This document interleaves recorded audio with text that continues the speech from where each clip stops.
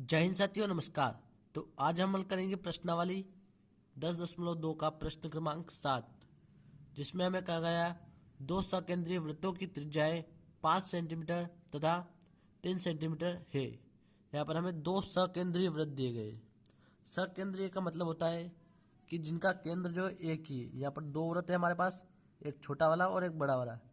इन दोनों का जो केंद्र है एक ही है, उन्हें हम कहेंगे सकेंद्रीय वृत्त। फिर बोल रहा है कि त्रिज्या जो 5 सेंटीमीटर तथा 3 सेंटीमीटर है। यानी यहाँ पर जो छोटा वाला वृत्त है इसकी जो त्रिज्या है ये होगी 3 सेंटीमीटर, और जो बड़ा वाला वृत्त है इसकी त्रिज्या होगी 5 सेंटीमीटर। तो इनको हम यहाँ पर जो है लिख देते हैं। फिर आगे बोला प्रश्न में हमें बड़े वृत्त की उस जीवा की लंबाई ज्ञात कीजिए जो छोटे वृत्त को स्पर्श करती हो। तो उससे पहले थोड़ा हम जीवा के बारे में जो है जान लेते हैं कि जीवा जो है किसे कहते हैं। तो जैसा कि यह जो है कोई वृत्त है हमारे पास, इसके अंदर अगर जीवा की हम बात करते हैं तो व्यास जो होता है, वृत्त का व्यास, उसको छोड़कर वृत्त के अंदर खींची गई सभी रेखाएं जीवा जो है कहलाती है। सभी रेखाओं से मतलब यहाँ से अगर हम कोई रेखा खींचते हैं, वो अगर केंद्र से होकर गुजरती है तो वह हमारा व्यास कहलाती है। और अगर वह केंद्र से होकर नहीं गुजरती है, जैसे कि यहाँ पर अगर हम यहाँ से कोई रेखा खींचते हैं और वह केंद्र से न गुजर कर यहाँ से अगर गुजरती है तो वह जो है हमारी जीवा कहलाएगी। अगर यहाँ से होकर गुजरती है तो भी वह हमारी जीवा कहलाएगी, और वह अगर केंद्र से होकर गुजरती है तो वह हमारा व्यास कहलाएगा। तो यहाँ पर प्रश्न में हमें कहा गया वृत्त की उस जीवा की लंबाई ज्ञात कीजिए जो छोटे वृत्त को स्पर्श करती है। यानी ये जो छोटा वाला वृत्त है इसको स्पर्श करती है।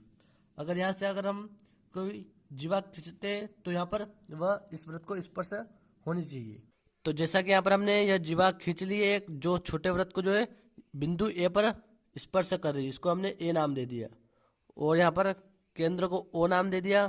फिर ये वाले बिंदु को हमने बी और इसको हमने सी नाम दे दिया। इस प्रकार से इनको हमने नाम दे दिया, और यहाँ पर जो है हमें त्रिभुज ए ओ बी जो है प्राप्त हुआ। अब इसको हम पाइथागोरस प्रमेय से हल करेंगे। उससे पहले जो हमें प्रश्न में दिया गया है उसको यहाँ पर हम लिख लेते हैं। तो जैसा कि यहाँ पर हमने लिख लिया है, दिया है दो सकेंद्रीय वृत्तों की त्रिज्या में 5 सेंटीमीटर तथा 3 सेंटीमीटर दी गई है।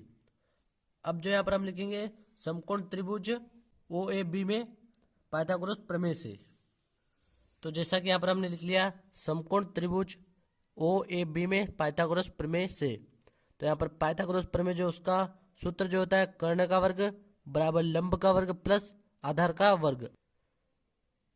तो अब जो हम इसको चित्र में देखते हैं तो यहाँ पर कर्ण जो है हमारा होता है समकोण त्रिभुज जो होता है उसके सामने वाली भुजा जो होती है कर्ण होती है। यानी ओ बी जो है यहाँ पर हमारा कर्ण है।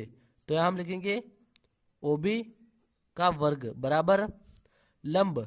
लंब की अगर हम बात करें तो यहाँ पर लंब है हमारे पास ओ ए जो यहाँ पर हमारे पास लंब है, तो यहाँ हम लिखेंगे ओ ए का वर्ग प्लस आधार। आधार जो है हमारे पास है ए बी, तो यहाँ हम लिखेंगे ए बी का वर्ग।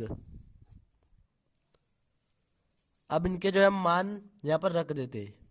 जैसा कि हम यहाँ पर देखें ओ बी हमारे पास है 5 सेंटीमीटर, तो यहाँ पर हम लिखेंगे बराबर कर कर 5 का वर्ग बराबर ओ ए है हमारे पास 3 सेंटीमीटर, तो यहाँ पर हम लिखे 3 का वर्ग प्लस ए बी अभी जो है हमें ज्ञात करना है, तो इसको जो करते हो हम यहाँ पर लिख देते हैं।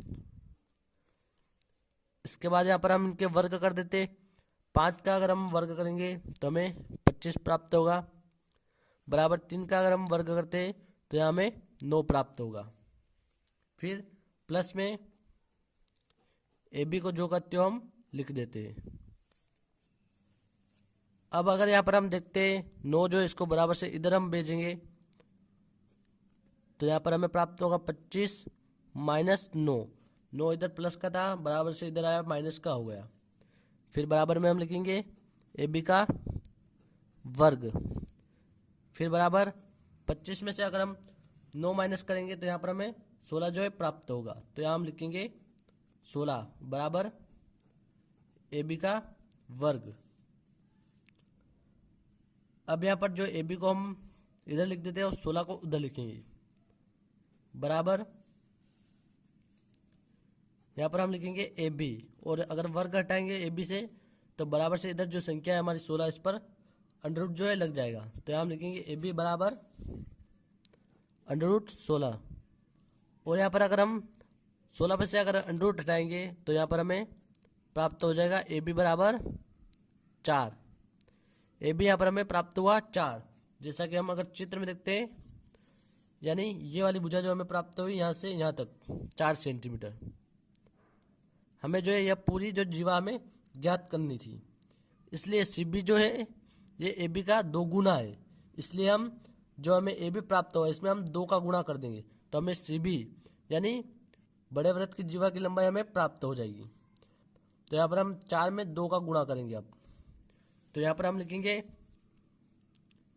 बराबर, हमें सी बी जो है ज्ञात करना है, इसलिए यहाँ पर हम लिखेंगे सी बी बराबर ए बी गुणे 2, क्योंकि सी बी जो है ए बी का 2 गुना है।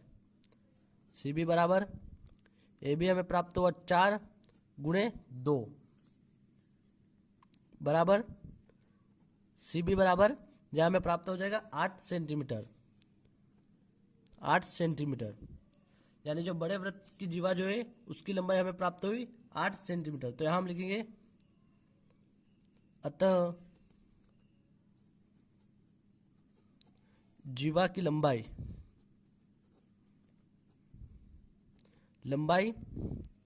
8 सेंटीमीटर होगी। आई होप दोस्तों सवाल आपको बहुत अच्छे से समझ में आ गया होगा। धन्यवाद।